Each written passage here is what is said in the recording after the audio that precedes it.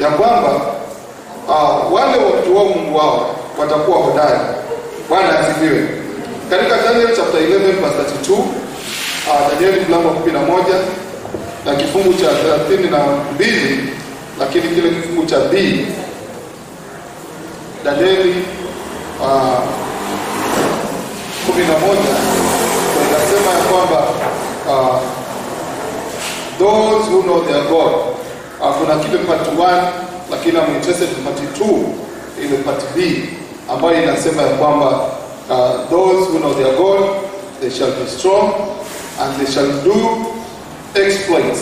Nasema and such as do wickedly against the wicked, against the covenant, shall be corrupt by flatteries. But the people that do know their God shall be strong and do exploits. Bwana asifiwe. Hallelujah. But the people, but the people that do know their God shall be strong and do exploits. Bwana asifiwe. Hallelujah. Bwana Yesu asifiwe. Lakini watu wamjuao Mungu wao watakuwa hodari na kutenda mambo makuu. Bwana asifiwe. Mpendwa, siku ya leo tumeitwa katika Kristo ya kwamba tuwe hodari. Haleluya. Maana tunapokuwa hodari tutatenda mambo makuu. Na tunataka tuangalie kwamba wale ambao the Old Testament, Agano la Kale, liliandikwa iwe mfano kwetu. Bwana asifiwe. Iwe ni mfano. Wakati tunaposoma Agano Jipya, tunakumbuka hata Kristo mara nyingi aliweza kunukuu the Old Testament, aliweza kufanya reference kwa Old Testament ya kwamba imeandikwa. Haleluya. Bwana asifiwe. Na wengi wanaandika vitabu vya Paulo, mara nyingi wangesema kwa baba zenu, akarifaa the Old Testament. The Old Testament was written as an example to us. Wakati ambao tunaishi katika Agano la Jipya wakati huu, lakini tutaangalia kutakuwa na nyakati, kutakuwa na vipindi fulani ambazo tutapitia wakati huu wa Agano Jipya. Lakini sasa tutaangalia ya kwamba je, hizi ambazo ni kama changamoto ambazo tunapitia ni sisi peke yake au kuna wengine kama sisi katika siku za zamani ambapo walipitia na wakashinda? Bwana asifiwe. Hallelujah. So we go to the Old Testament, tunaangalia kuna wale of the patriarchs, wale ambao ni bado imani katika Agano la Kale, ambao kila mmoja alipitia changamoto maishani. Kulikuwa na vipindi, kulikuwa na nyakati ambazo zilikuwa ngumu maishani mwao, lakini walifanya nini? Tunaona kwamba wengi waliweza kushinda. Vipindi kama hivi ambavyo tunapitia ulimwenguni, hasa Kenya, si vipya, vilikuwapo ambao ni vya pestilence, you see, na magonjwa na maradhi na vipindi vigumu vya kanisa kwenda mingi vilikuwapo. Lakini je, wateule walifanya nini? Bwana asifiwe. Haleluya. Je, walivunjika moyo wakarudi nyuma, ama je waliendelea, ama je walipatikana walipopata na changamoto walifanyaje? Bwana asifiwe. Haleluya. Na siku ya leo tunajua ya kwamba apart from COVID-19, hiyo imekuja imeleta mambo mengi maishani mwetu. Imesababisha uoga na wasiwasi. Kuna wengine wamekosa ajira, kuna wengine nyumba zimekuwa kama zimetengwa kwa sababu kama ulikuwa Nairobi na wengine upande mwingine ikawa huwezi kusafiri. Imesababisha mambo mengi. Bwana asifiwe. Haleluya. Bwana asifiwe. Kumekuwa na changamoto nyingi. Na kila mmoja wetu sasa maisha ya kawaida tunaishi, kuna changamoto nyingi apart from ambayo iko. Lakini nataka tuangalie how to address hizo changamoto. Bwana asifiwe. Kwa kifupi tuangalie, je, kuna changamoto kama hizo katika Agano la Kale ambapo tuna vipindi kama hivi? Je, kuna hata Wanaisraeli wanajua kuna wakati walipitia changamoto walifanya nini? Bwana asifiwe. Haleluya. Na tukasoma historia moja ambayo sasa tunaijua na tuone ya kwamba kitu gani ambacho kilimsababisha huyu bwana katika wakati huu akashinda changamoto aliyokuwa nayo, na ilikuwa si mmoja, lakini ndio ni kundi zima la Israeli wakiwa wanaogopa na wasiwasi, hawajui itakuwa namna gani. Bwana asifiwe. Haleluya. Tutaangalia story ya ya Daudi katika Samueli wa kwanza mlango wa 17. Bwana asifiwe. Haleluya. Kumbuka tulipokuwa wale wamjua Mungu wao tenda makuu watakuwa hodari. Bwana asifiwe. Haleluya. Na nilikuwa nikiangalia definition ya kwamba hawa Biblia inasema wamjua Mungu wao, those that know their God. Na nilikuwa naangalia huyu Mungu anasema ni gani? Je, ni yule Mungu ambaye tunamwabudu katika mapango? Je, yule Mungu mgani? Lakini the Bible is referring to this God as Elohim. Bwana asifiwe. Bwana Yesu asifiwe. Mungu aliye juu, Mungu anayeweza kuumba mbingu na nchi. Katika Samueli wa kwanza na mlango wa 17, tuweze kusoma kifungu cha kwanza. Wakati huo Samueli wa kwanza mlango wa 17. Wakati huo Wafilisti walikusanya majeshi yao kwa vita, nao wakakusanyika huko Soko ulio mji wa Yuda, wakatua kati ya Soko na Azeka, kati ya Efes na Mim. Imagine Wafilisti wameweka kambi ndani ya Israeli. Bwana asifiwe. Haleluya. Vita hivi havikuwa ati ya kwamba Wafilisti wako upande wao na Waisraeli wako upande wao na kwa katikati no man's land, lakini walikuwa na ile tunaita courage ya kuingia mpaka ndani kabisa, ndani ya mji wa Yuda, na huko wakaweka kambi na vita vikawa kule. Verse 2. Naye Sauli na watu wa Israeli wakusanyika wakatua katika bonde la Ela, nao wakapanga vita juu ya hao Wafilisti. Wafilisti wakasimama juu ya mlima upande huu na Waisraeli wakasimama juu ya mlima upande huu, napo palikuwa na hilo bonde katikati. Verse 4. Ndipo akatoka shujaa. Bwana asifiwe. Haleluya. Ndipo akatoka shujaa katika kambi ya Wafilisti aliyeitwa Goliathi wa Gathi, ambaye urefu wake ulikuwa mikono 6 na shibiri 1. Bwana asifiwe. Haleluya. Huyu hapa aliandika kitabu hiki alimuita shujaa. In English hapa inasema kwamba and there went out a champion out of the camp of the Philistines. Bwana asifiwe. Haleluya. He was a champion. Na he was a champion kwa sababu gani? Ya kwamba anaambiwa kwamba urefu wake ni huo umetajwa, ya kwamba alikuwa na urefu wa mikono 6 na shibiri 1. Na ukiangalia katika vipimo vya sasa alikuwa ni kama futi 11. Alikuwa ni jitu. Bwana asifiwe. Haleluya. Bwana asifiwe. Pengine wawili hapo tuwapigie kama Goliathi. Kama alikuwa ni mrefu, alikuwa ni jitu, kichwa chake kwa kikubwa. Bwana asifiwe. Haleluya. Huyu alikuwa ni ile kabila ya zamani ambao walikuwa kule siku zile, ambao walikuwa wanakuwa kwamba hawa walikuwa ni majitu. Bwana asifiwe. Haleluya. Alikuwa ni majitu wakati walikuwa wanapatikana katika sehemu zile. Kwa hivyo sasa akawa anaitwa ni champion, na akasema ya kwamba haina haja ya kwamba tuumize watu wengi hata wa Israeli huku nao.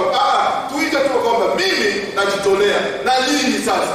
Goliathi anambia toeni mtu tupigane. Ili tukimshinda basi Israeli tumeshindwa, tumekuwa mateka wetu. Na ukimshinda basi na nyinyi mtafanya nini? Tutakuwa umetushinda. Alijua kwa sababu gani? Kwa size yake hakuna mtu alikuwa angeweza kumweza. Bwana asifiwe. Haleluya. Na ni kosa hata alikuwa ni champion. Alikuwa ni champion. Bwana asifiwe. Bwana Yesu asifiwe. Bwana Yesu asifiwe. Sasa ukienda verse 10, tusome verse 10, verse 8, na nasema kwamba naye akasimama akawapigia kelele majeshi ya Israeli, akawaambia, mbona mmetoka kupanga vita? Je, mimi si Filisti na ninyi si watumishi wa Sauli? Jichagulieni mtu akanishukie mimi. Verse 9, kama akiweza kupigana nami na kuniua, sisi tutakuwa mateka watumwa wenu, nami nikimshinda yeye na kumua, ninyi mtakuwa watumwa wetu na kutumikia. Verse 10, yule Filisti akasema, naye ayatukana leo majeshi ya Israeli, nipeni mtu tupigane. Imagine anatukana majeshi wa Israeli, ya Israeli ambalo ndilo Bwana amelichagua, ambao wao katika Israeli. Bwana asifiwe. Watoto wa Mungu wa Israeli, lakini Filisti ndio anawatukana asubuhi, mchana na jioni. Unaambiwa pale for 40 days, kila siku anakusema leteni mtu, leteni nini? Hauna kitu nyinyi kuwatukana. Bwana asifiwe. Haleluya. verse 11. Basi Sauli na Israeli wote waliposikia maneno hayo ya Wafilisti wakafadhaika na kuogopa sana. Bwana asifiwe. Kiingereza nasema they were dismayed and greatly afraid. They were dismayed. Walifadhaika sana na waliogopa sana na hawakujua wafanyeje. Na mimi nilikuwa nafikiria kwamba Sauli ni mtu alikuwa amefundishwa vita. Bwana asifiwe. Wale wanapenda kusema kwa kawaida kwa watu wamefundishwa vita. Ni watu wanajua kupigana vita. They are military people. Bwana asifiwe. Katika vita kuna watu wa kawaida. Kwa hiyo sasa tulikuwa tunafikiria kwamba wangekuwa wamefundishwa pia kupigana jitu kwa kama hivi. Bwana asifiwe. But the opposite. Ya kwamba kila siku ndio Goliath alipotoka, Goliath the champion of the Philistines, aliposimama na kuongea na kutukana jeshi la Israeli, Sauli ambaye mfalme anaongoza kundi na watu wake wote walinywea. Bwana asifiwe. Haleluya. Bwana asifiwe. Sasa nilikuwa najiuliza, kwani Mungu wa Israeli alikuwa kwa wakati huu? Kwani Mungu wa Sauli alikuwa kwa wakati huu? Kwani Mungu wao alikuwa kwa wakati huu? Alikuwa wapi? Amen. Bwana asifiwe. Haleluya. Lakini sasa tunashukuru Mungu. Kuna watu ambao wanamjua Mungu wao. Bwana asifiwe. Na tunasema katika Danieli tunasema kwamba wanaojua Mungu wao watafanya nini? Watakuwa hodari. Haleluya. Na watatenda makuu. Watakuwa hodari. They shall be strong. When the translation together nasema they will be courageous. Bwana asifiwe. They will have courage. Hawataogopa chochote. Mtu hodari haogopi. Mtu hodari haogopi. Bwana asifiwe. Haleluya. We thank God. Ukisoma history kuendelea, tunaona kuna kijana mmoja, kijana ambaye he is not a military man, kijana ambaye he is not trained to take a gun. Hakuweza kuwa trained ya kuwa katika vita. Bwana asifiwe. Haleluya. In fact, katika wale tulio kuna vitani pale hayuko. Amen. Bwana asifiwe. Haleluya. Hayuko na wala hata angeambia kwamba kupatikana jeshi lingine hangekuwa. Maana Bwana saizi yake ni mfupi. Amen. Bwana asifiwe. Maybe nyakati zile kama maybe ningeambiwa kidogo na kaurefu, lakini alikuwa mfupi kama ndugu fulani sitamtaja. Bwana asifiwe. Haleluya. Bwana asifiwe. Ambapo hata ingeambiwa basi hapa sasa tusikishe viwango tena kiangalia bado kwa qualify kwa wanajeshi. Bwana asifiwe. Haleluya. Sasa huyu ndugu alikuwa mchungaji wa kondoo in fact. Yeye anaweza kuchunga kondoo kule. Siku hiyo ametembelea kule, anakuta vile anasema akamsikia huyo ambaye ni champion na mwana wa champion akitukana jeshi la Wanaisraeli na Sauli yuko pale. Anauliza, "Yule mtu ni nani?" Akawa nyamaza, wewe usitaki mbele chako wewe. Wewe mjui vita wewe. Mimi nauliza, huyo mmetukana jeshi la Israeli ni nani? Mbona mimi simuelewi yule mtu? Sasa kila mmoja wale ambao wamejivaa vita na nini wanaona sasa huyu analeta shida hapa. Bwana asifiwe. In fact, brother kumwambia wewe kondoo umemwachia nani? Nenda kaangalia kondoo zako hapo. Achana na sisi tupigane na hali yetu. Bwana asifiwe. Haleluya. You know, wakati mtendo tunapata na changamoto zikatuzidi mpaka tukaona kwamba ni hali yetu. Tunataka kuuliza sikali wao wewe, wachaji kwa mbali na hali yako. Bwana asifiwe. Haleluya. Na ndipo Daudi alivyoenda kule, akiona ile hali, anasema huyu jamani nani huyu? Who is this person? Ni nani ambaye wenyamaza? Tulia huko. Tulia. Tuache na hali yetu. Bwana asifiwe. Nilikuwa naanza. Nasema pengine wakisema vile tunaomba wewe tulia huko usituendelee. Na mimi wanasema ndio baba shamba zaka na yangu. Oh Bwana tuonyeshe njia. Pengine. Haleluya. Ama pengine wanasema Bwana hasi ongeze moto. Ama sijui kama alikuwa anafanya nini sijui. For 40 days. Bwana asifiwe. But this young man anaitwa Daudi akaja. Akaangalia akasema hapana. Hata ni nani alikuwa huyu? Hakuna wezana naye. He is a champion. Kwa hivyo Daudi yeye hakumwangalia yule kama champion. Bwana asifiwe. Akasema hivi mwambie, mimi niko tayari kufanya. Akasema unasema nini wewe? Wewe unasema nini wewe? Bwana asifiwe. Akasema niko tayari kufanya naye. Bwana asifiwe. Haleluya. Bwana asifiwe.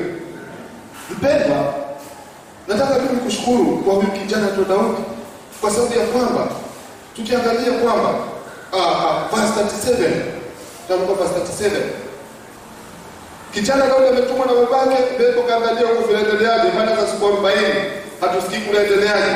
Lakini sasa tuangalie verse Daudi verse 37 anasema ya kwamba, tuanze verse 35.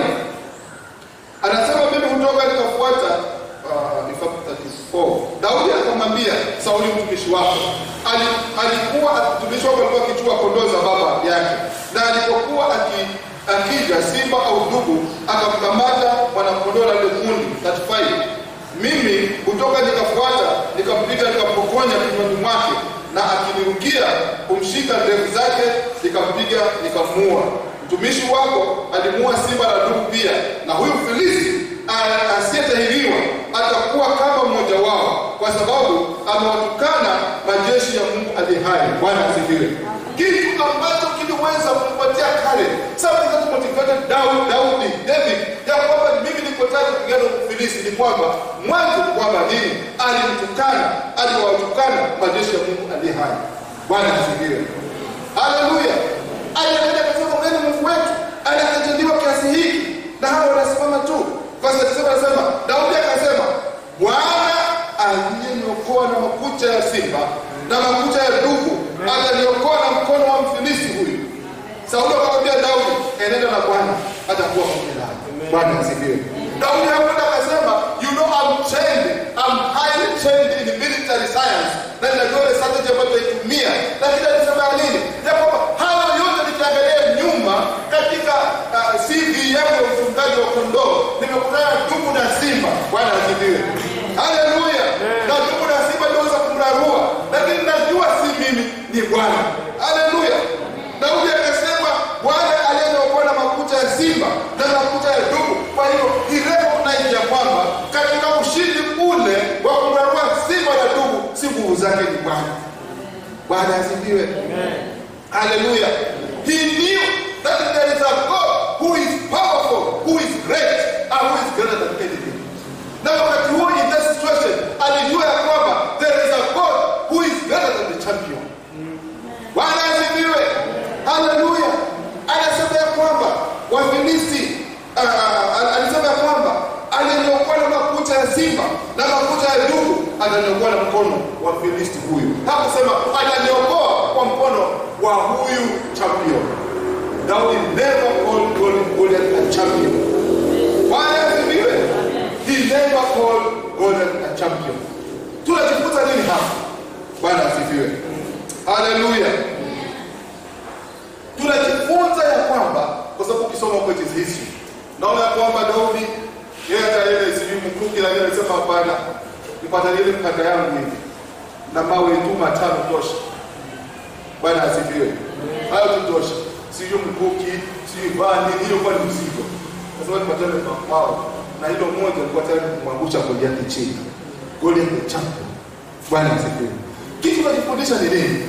Saul alimwangalia Goliath as a champion. Bwana asifiwe. Saul alisahau na hakutambua kwamba kuna Mungu who is greater than this champion. Bwana asifiwe. Alijiangalia yeye, akajiona yuko duni sana, akajiona ni ile hali, akamwona Goliath kuwa ni greater than him. Bwana asifiwe. Haleluya. Daudi in the opposite, to the contrary, akamwona as Goliath as a champion. Alimwangalia hivi na akamfananisha na Mungu wake. Haleluya. Bwana asifiwe. Sauli alijifananisha Goliath na yeye. Amen. Akajiangalia the size of Saul, akajiangalia na Goliath, akasema this is really a champion. Lakini Daudi ambaye ni mfupi kuliko Sauli, amen. Bwana asifiwe. Kama unapotikiza kunyosha mkono. Haleluya. Daudi who never qualified, hakuwa qualified kuwa hata mpiganaji ambaye size yake, nguvu yake na ufahamu wake wa vita kwa ushindi Sauli, lakini alimuona Goliath as nothing before the Lord. Bwana asifiwe. Alijiona David ya kwamba mimi I greater than Goliath. Why?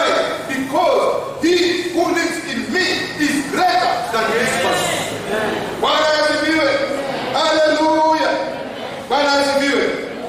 The one who lives in me, najua kwamba tumeokoka, tunajua kwamba tumejazwa Roho Mtakatifu. Bwana Mungu anaishi ndani yetu. Mungu wetu ni mkuu. He is greater than any situation. Bwana asifiwe. Hallelujah. Daudi alimwangalia akamwona Goliath akasema, wewe you are nothing. Hata kama uko futi 20, but you are nothing before the God. My God. My God is greater. My God is more powerful. My God has all the powers and authority over the land, over this earth, over everything. My God. Because I know my God. Where were you are nothing before me? Bwana asifiwe. Hallelujah. Bwana asifiwe. Mpendwa, siku ya leo nataka tufikie pale mahali tuone every strength in our lives ambayo ni kama is the champion. Ni kama kila asubuhi, kila mchana, kila jioni it knocks our hearts. Na ni kama kwamba ile tusumbua na imekuwa kama kwamba ni hadi zetu. Mpaka wanasema wacha na hii hadi yangu. Bwana asifiwe. Umeinua as if it's a champion. But tunaye Mungu anayeweza. Tunaye Mungu ambaye ni mkuu kuliko hali hiyo. Bwana asifiwe. Hallelujah. Bwana asifiwe. First John chapter 4 verse 4 inasema kwamba greater is he, Bwana asifiwe, that is in you than he that is in the world. Who is in you? Our God, our Father is in you. Bwana asifiwe. You have given us power and authority, ametupatia nguvu, uweza na mamlaka ya hali zote. Amen. Hallelujah. Bwana asifiwe. Hallelujah.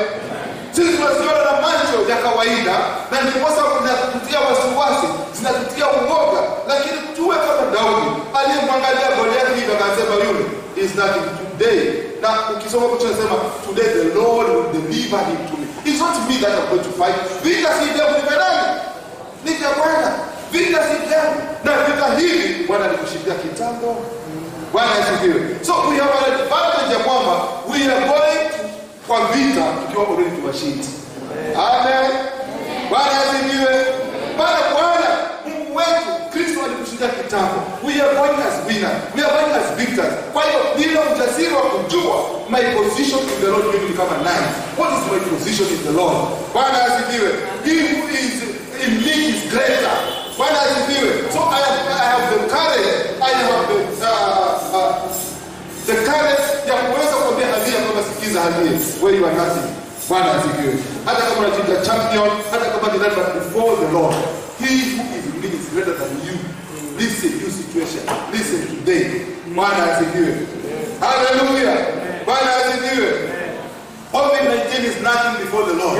Bwana asifiwe. Hallelujah. Our God. Neno limesema hapa ya kwamba he healed all the diseases. He healed all. But COVID-19 was not part of the all. It was part of it. Bwana asifiwe.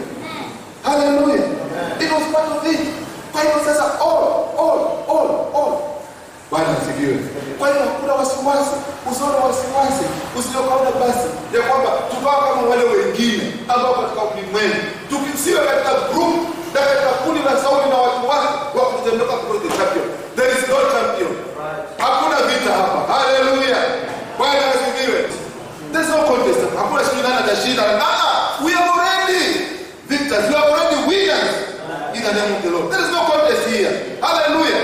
Kwa hivyo sasa asubuhi ya leo tujiulize, which is this situation in my life ambayo kama it is a champion, ambayo kama kwamba imekataa dawa, ambayo imekataa hali yote, imekataa any solution, na ni kama kwamba inakutia uoga asubuhi, mchana na jioni, ni kama ukikumbuka tu inakutia uoga. Which is this situation? Today we leo mwambie sikiza, you leo nakuja kwa jina la Bwana majeshi ni hai. You have no power, you have no authority. He who is in me is greater than you. Bwana asifiwe. Hallelujah. There is no situation, nothing, no situation, name it. Hakuna hitaji hadi yote ambayo Bwana hawezi. Bwana asifiwe. Asubuhi leo mpendwa, tujipe moyo kila mmoja wetu na tuwe na imani. We must know this God. Hata kama tuko Bwana asifiwe, hallelujah, lakini tuko na uoga na wasiwasi. We must know we have a God who is greater than anything. Bwana asifiwe. have a God. We have a better God. Tukiangalia kuna mifano mingi ambayo wale ambao walimfanyia Bwana wakati jina la Bwana walipata ushindi. Lakini tumeangalia tu huyu mmoja Daudi ambaye wengine walipokuwa na wasiwasi, yeye akasema listen. Na by the way wengi wanazungumzia sema wamesema utaombewa tu, utaomba tu, hii hali na kuna reference watakwambia because lakini waambie listen. Bwana ndiye alitoa kule kulitoa. Kwa sababu kila mmoja wetu hapa ana ushuhuda. Amen. And one of us is a testimony. Ya kwamba mimi I know kama ningekuwa si Bwana nilipokuwa napitia hivi na hivi ningekuwa siko. But the God, the same God who saved you there, the same God ambaye yuko wakati ule ndio yuko mpaka sasa.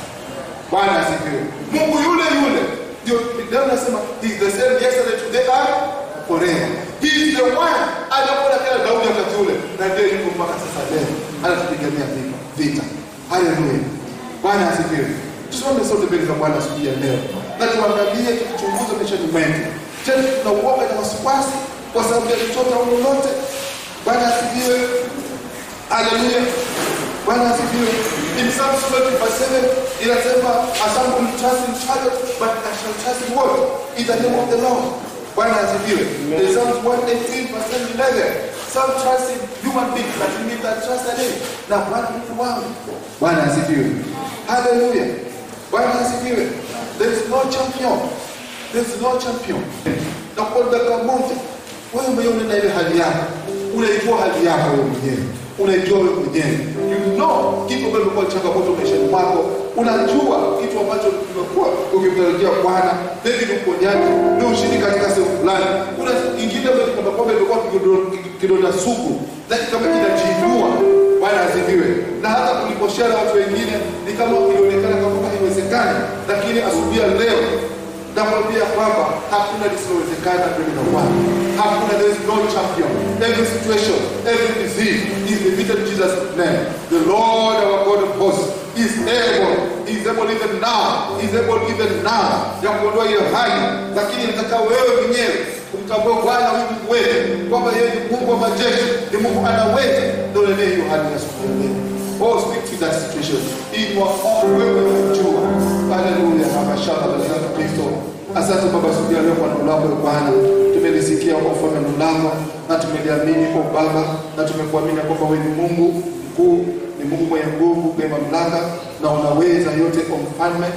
Asubuhi ya leo tunaendea hali zetu maishani mwetu ambazo zimekuwa ni vikwazo maishani mwetu, kila hali ambayo inaleta wasiwasi katika maisha yetu tunaendelea kwamba haina nguvu, haina mamlaka katika jina la Yesu Kristo, na kwamba imeshindwa katika jina la Yesu Kristo. Nguvu za Bwana, nguvu za Mungu wetu ziko ndani yetu, ziko juu yetu, na kila hali ya maradhi, kila hali ya ugonjwa, kila hali ya madeni, kila hali ya yote ya wasiwasi imeshindwa katika jina la Yesu Kristo, katika jina la Yesu Kristo. Baba kwa mfalme, hata hili kwa mfalme tunaomba tukazidi kulitafakari kwa Baba, tupatie courage katika maisha yetu Baba ya kupigana na hali hizi mfalme, maana Baba umenena kwamba mfalme sisi tu zaidi ya washindi.